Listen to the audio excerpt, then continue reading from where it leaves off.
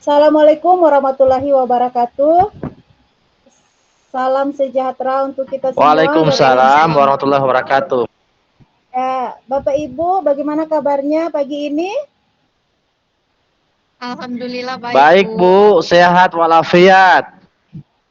Baik, terima kasih. Kita bersyukur ya, kita masih diberikan kesempatan bisa bertemu di Lokakarya 3 kali ini dalam kondisi yang sehat dan semuanya dalam kondisi yang prima. Tadi sarapannya pakai sarapan apa Bapak Ibu? Nasi kuning Ibu.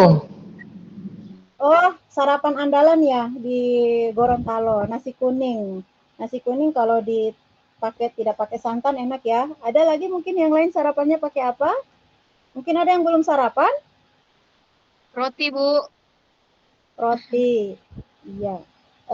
Baik, sebelum memulai pembelajaran kita pada pertemuan Lokakarya kali ini, mari kita awali seluruh kegiatan kita dengan sama-sama kita mengkhusyukkan hati, berdoa kepada Allah agar semoga pembelajaran kita kali ini akan mudah kita pahami, mudah kita jalani, dan kita sehat sampai akhir kegiatan pada hari ini.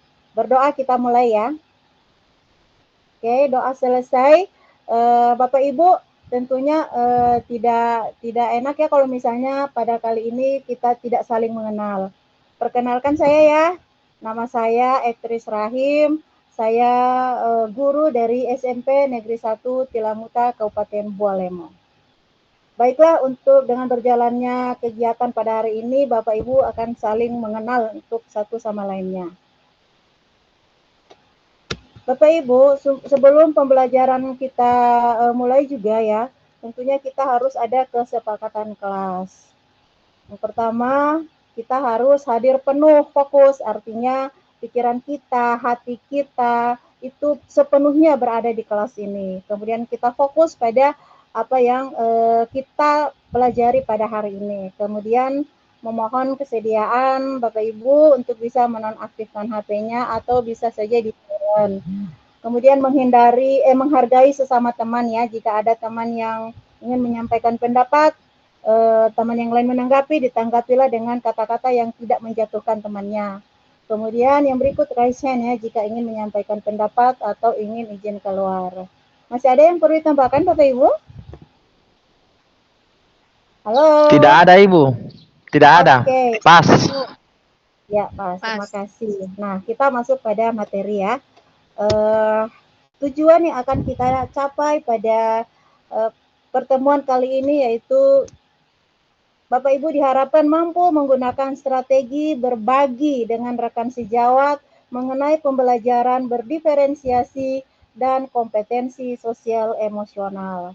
Nah, untuk mencapai tujuan yang sudah kita targetkan dan yang akan kita capai pada pertemuan kali ini saya ada pertanyaan pemantik untuk Bapak Ibu, ya.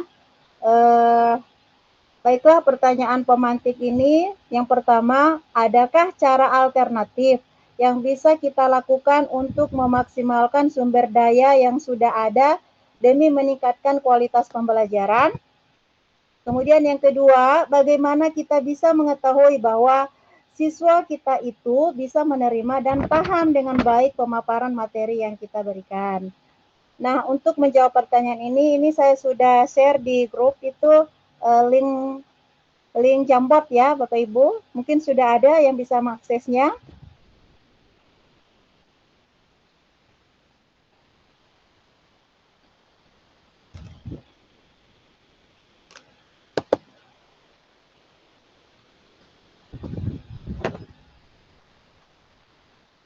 Saya kirim ya.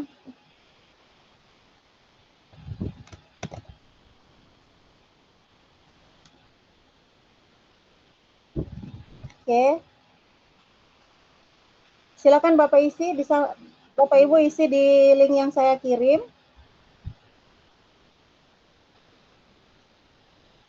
Atau ada yang bisa raise hand, bisa open mic untuk menyampaikan pertanyaannya soal nomor 1 dulu.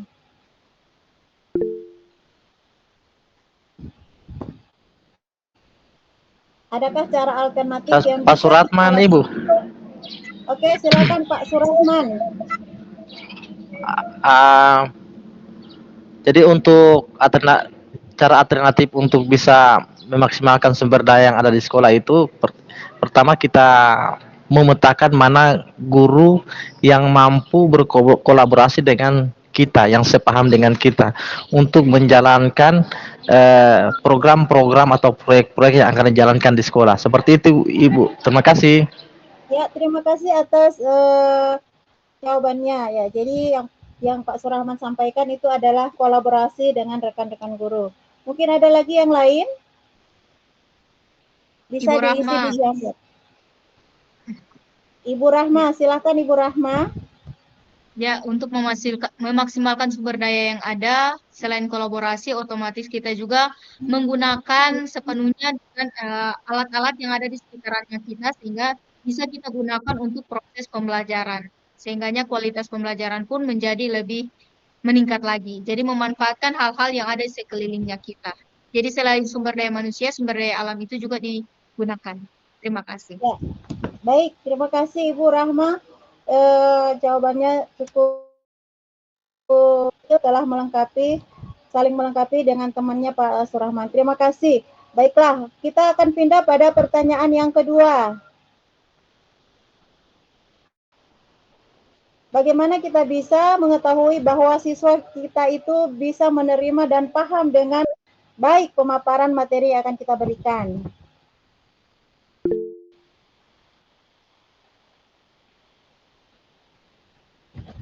Ada yang raise hand? Silakan. Jadi pertanyaan Pak kedua, Suratman, Ibu. ya silakan Pak Suratman, Surahman. Ibu. Oke Pak Surahman, silakan. Jadi soalnya itu bagaimana kita bisa mengetahui bahwa siswa kita itu bisa menerima dan paham. Siswa itu memberikan umpan balik kepada kita. Kemudian siswa itu memberikan refleksi yang baik kepada kita atas apa yang kita ajarkan di dalam kelas. Saya rasa dengan siswa memberikan umpan balik itu, maka pembelajaran kita bisa hidup dan bisa berjalan dengan baik. Makasih, Bu. Ya, terima kasih Pak Surahman. Jadi itu ya, yang disampaikan oleh Pak Surahman itu adalah benar bahwa kita harus mampu mengkoordinir siswa itu dengan baik, memberikan yang terbaik untuk siswa. Nah, untuk menjawab, mencari solusi dari permasalahan tentang pembelajaran yang kali ini yang kita bahas pada hari ini, yaitu tentang ini pembelajaran diferensiasi. Kita menerapkan pembelajaran diferensiasi dan kompetensi sosial emosional. Nah, seperti apa pembelajaran berdiferensiasi? Pembelajaran berdiferensiasi itu merupakan pendekatan yang bertujuan untuk memenuhi kebutuhan belajar individu setiap siswa, sehingga semua peserta didik memiliki kesempatan yang sama atau yang setara untuk mencapai potensi mereka dalam proses pembelajaran. Nah, pada pembelajaran berdiferensiasi ini itu meliputi 3 strategi, yaitu strategi diferensiasi konten, kemudian strategi diferensiasi proses, dan strategi diferensiasi produk. Nah, untuk mencapai pembelajaran berdiferensiasi, tentunya model pembelajaran yang bisa kita gunakan adalah salah satunya adalah model pembelajaran PBL. Jadi siswa itu dikasih problem, masalah, dari situ mereka dikelompokkan berdasarkan minat dan bakat mereka. Itu yang ada di pembelajaran berdiferensiasi. Selanjutnya, kompetensi sosial emosional itu seperti apa Bapak Ibu ya? Jadi kompetensi sosial dan emosional adalah kemampuan untuk memahami, mengelola, dan mengekspresikan aspek-aspek sosial dan emosional kehidupan seseorang. Nah, pembelajaran sosial dan emosional ini berupaya menciptakan lingkungan dan pengalaman belajar yang menumbuhkan 5 kompetensi sosial dan emosional yang meliputi kesadaran diri, manajemen diri, kesadaran sosial, keterampilan berelasi, dan pengambilan keputusan yang bertanggung jawab. Nah, Bapak Ibu, tentunya seperti di sekolah kan tentunya kita itu menemukan hal-hal yang janggal kita, yang sering kita temukan di sekolah yang membuat emosi kita itu memuncak naik. Nah, salah satu yang kita kembangkan itu, yang kita miliki adalah kompetensi sosial emosional, yaitu tentang bagaimana kita bisa memanage diri, bagaimana kesadaran diri kita supaya amarah kita tidak memuncak dan akan kena sama anak-anak dan akibatnya akan menjadi fatal, maka kita perlu adanya yang namanya stop, teknik stop atau berdiam diri, menarik nafas sejenak, kita introspeksi diri, kemudian kita kalau perlu lakukan teknik-teknik yang bisa memikirkan hal-hal momen-momen yang indah yang kita hadirkan sepenuhnya di situ sehingga kita itu tidak terpicu dengan emosi, kebawa dengan sikap anak-anak atau mungkin ada emosi dari rumah yang kita bawa ke sekolah sehingga akan ketika itu tidak kita kendalikan maka akan berakibat fatal. Olehnya itu perlunya kita seorang guru harus memiliki 5 kompetensi emosional ini. Mungkin itu dari saya. Bapak Ibu, ada yang bisa memberikan kesimpulan sebelum ada refleksi? Saya Bu Oke, silakan Ibu Rahma. Rahma. Iya. 2 Salah kalimat satu saja Ibu Rahma ya. strategi pembelajaran. Ya. 2 kalimat saja, Ya. yang padat ya. Oke. Oke, jadi salah satu strategi pembelajaran yang bisa mengakomodir seluruh kebutuhan pelajar peserta didik itu adalah pembelajaran berdiferensiasi.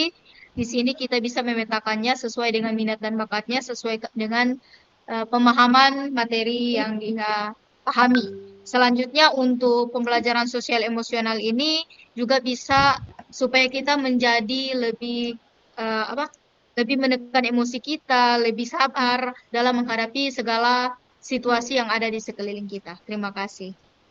Terima kasih Bu Rahma, cukup detail yang disampaikan tadi. Baik Bapak Ibu, jika Bapak Ibu sudah paham dengan apa yang disampaikan tadi tentang pembelajaran berdiferensiasi dan kompetensi sosial emosional, mari kita masuk pada sesi refleksi.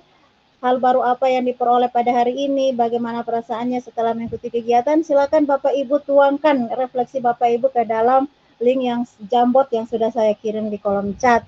Dan silakan Bapak Ibu untuk masuk ke kolom chat dan saya kasih waktu 1 menit.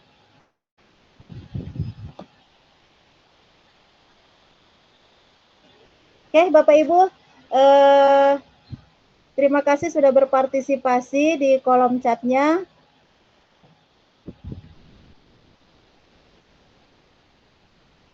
Oke, baik.